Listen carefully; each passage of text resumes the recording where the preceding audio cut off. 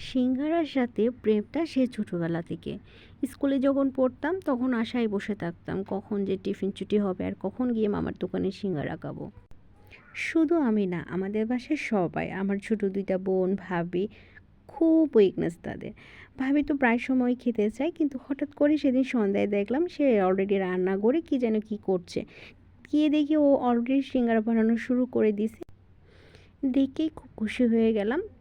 ভাবি অলরেডি সিঙ্গারার ভিতরে পুরটা রেডি করে ফেলছে। তখন থেকে আমি ভিডিও স্টার্ট করে দিই। তো ভাবি লবণ দিয়ে দিল, পেঁয়াজ কুচি, হলুদ, মরিচ, আ একটু, একটু করে সব মসলা দিয়েছে। একটু, একটু করে সব মসলা দিলে আসলে ভেতরের আ আলুর পুরটা অনেক বেশি সুগন্ধ ওঠে, একটু ঘ্রাণ ভালো হয়, খেতেও মজা লাগে।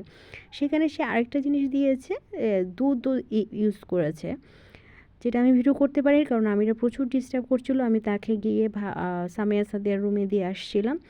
তো এদিকে আমি সিঙ্গারা বানানোর জন্য ভাবে অলরেডি সেটা খামি করে রেখেছিল। আমি সেটার সাইজ করছিলাম। এখানে একটা রুটিকে ২ টা ভাগ করতে হবে আর রুটিটা মানে বেলতে হবে লম্বাটে করে। একটা বেলাতেই ২ টা সিঙ্গারা হয়। তো এখানে টোটাল ২০ থেকে ২৫ টা মতো সিঙ্গারা হয়েছিল। একটু লম্বা করে করতে হবে। যদি গোল করে করেন তাহলে কখনোই সিঙ্গারার পারফেক্ট একটা শেপ আসবে না।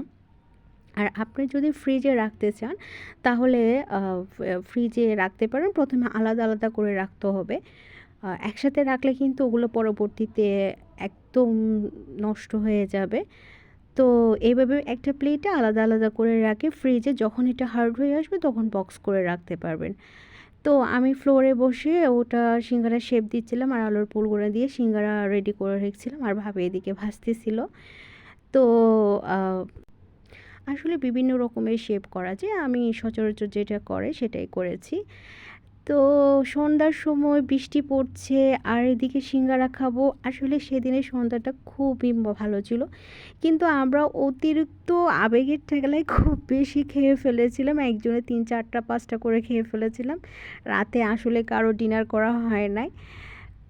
ভাবি আসলে অনেক মজাদার সিঙ্গারা বানিয়েছে। একদম পারফেক্ট একটা ঘ্রাণ আর পেঁয়াজ আর কাঁচামরিচ সাথে নিয়ে যখন খাই, মানে তখন তো আসলে মানে বাউন্ডলেস, একদম খাওয়ার কোনো লিমিটেশন নাই। সকাল সন্ধ্যা যেকোনো সময় এই জিনিসটা খায় না এমন মানুষ পাওয়া যায় না। আর সে সময় যদি হয় ঘরে বানানো আর বৃষ্টির মৌসুম তাহলে তো আর কথাই নেই। তো ভিউয়ার্স, আপনারা সবাই আমার ভিডিওটি কেমন লাগলো অবশ্যই কমেন্ট করে জানাবেন। আর সবসময় পাশে থাকবেন। ভালো লাগলে আমার ভিডিওটি লাইক, কমেন্ট